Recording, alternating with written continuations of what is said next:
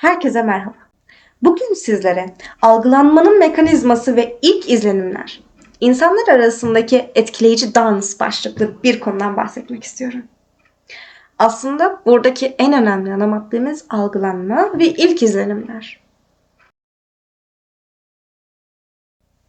İnsanlar arasındaki etkileşimde nasıl algılandığımız ve ilk izlenimlerin nasıl oluştuğu önemli bir konudur. İzlenimlerimizin temelinde görsel ipuçları, beden dilimiz, giyim tarzımız, iletişim becerilerimiz gibi unsurlar yer alır. İnsanlar başkalarıyla iletişime geçerken bir dizi kompleks mekanizmayı kullanarak diğer insanları algılar, anlamlandırır ve karşı tarafın görünümüne dayanarak hızlı bir şekilde izlenimler oluşturur. Bu algılanma süreci kişilerin nasıl algılandığı ve izlenimlerin nasıl oluştuğu konusunda önemli ipuçları sunar. İnsanlar arasındaki bu etkileyici dans, algılanmanın mekanizmasının işleyişini ve ilk izlenimlerin ve imajın önemini açıklayan bir yolculuktur. Algılanmanın temel mekanizmalarını üçe ayırabiliriz. Birinci olarak öz imaj gelir.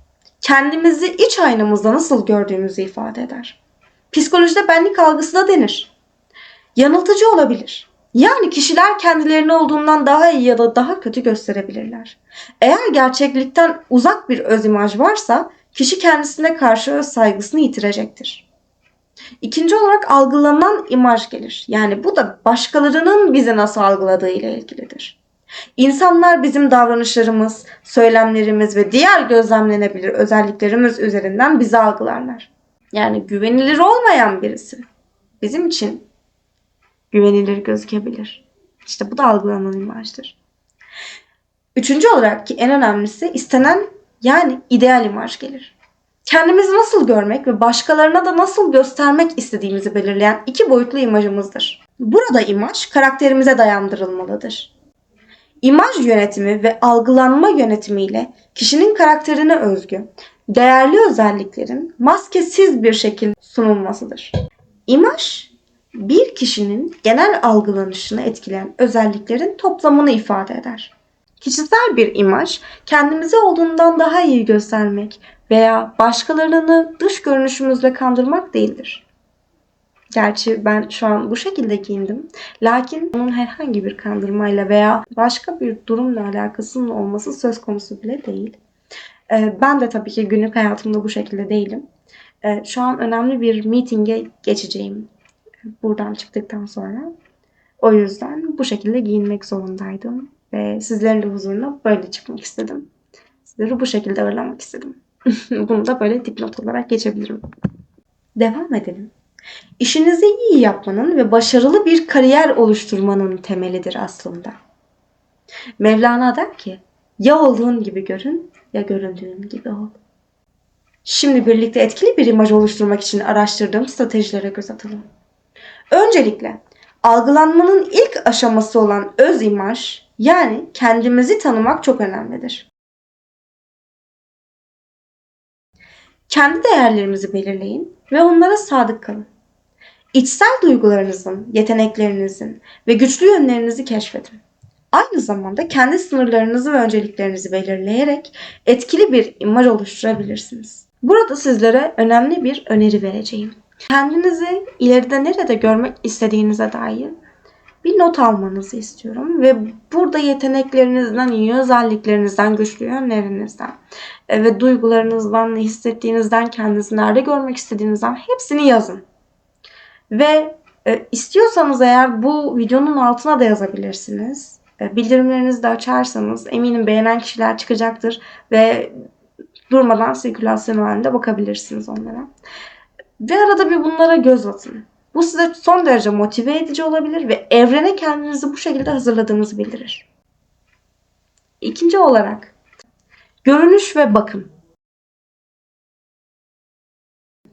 Temiz ve düzenli giyinmek profesyonel bir imaj sergilemenizi sağlar. Ancak önemli olan size uygun bir tarzınızın olmasıdır. Kendi tarzınızı bulduğunuzda gerçekten kendinizi ifade etmiş olursunuz. Size burada bir tüyo vereceğim. Ne kadar iyi bir imaja sahip olduğunuzu anlamak istiyorsanız çevrenize bakmalısınız. Size benzeyen insanlar artıyorsa eğer, bu sizin bu konuda başarılı olduğunuz anlamına geliyor demektir. Ayrıca kişisel hijyeninize, kullandığınız parfüme, sağlıklı bir görünüme dikkat etmek çok önemlidir. Düzenli olarak egzersiz yapmak da sağlıklı bir görünüm için son derece önemlidir. Üçüncü maddemize gelelim. İletişim becerilerini geliştirmek. Dinlemek etkili bir iletişim becerilerinden biridir. Karşımızdaki kişiye aktif bir şekilde odaklanmak ve anladığımızı göstermek önemlidir. Ayrıca net ve anlaşılır bir şekilde konuşmak da iletişimimizin açık ve net olmasını sağlar. Karmaşık konuları anlaşılır bir şekilde ifade etmek için konuşmalarımızı sadeleştirebiliriz. Dördüncü maddeme geliyorum. Profesyonel gelişim. Burada da bilgilerinizi ve becerilerinizi güncel tutmak için seminerlere veya eğitim programlarına katılabilirsiniz. Ayrıca kariyerinizdeki gelişim için mentorluk veya koçluk programlarına da başvurabilirsiniz. Bu tür programlar kariyer hedeflerinizi belirlemeniz ve onlara ulaşmanız konusunda size destek olacaktır. Beşinci maddemize gelelim. Kendinizi pozitif ve empatik bir şekilde ifade edin. Başkalarına karşı anlayışlı ve empatik olun. Örneğin, iş arkadaşlarınızın duygularını ve ihtiyaçlarını anlamak için onlara zaman ayırın ve onlara destek olun.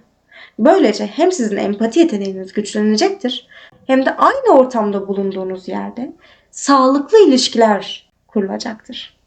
Aslında bunu sadece iş ortamı olarak düşünmemek de gerekir.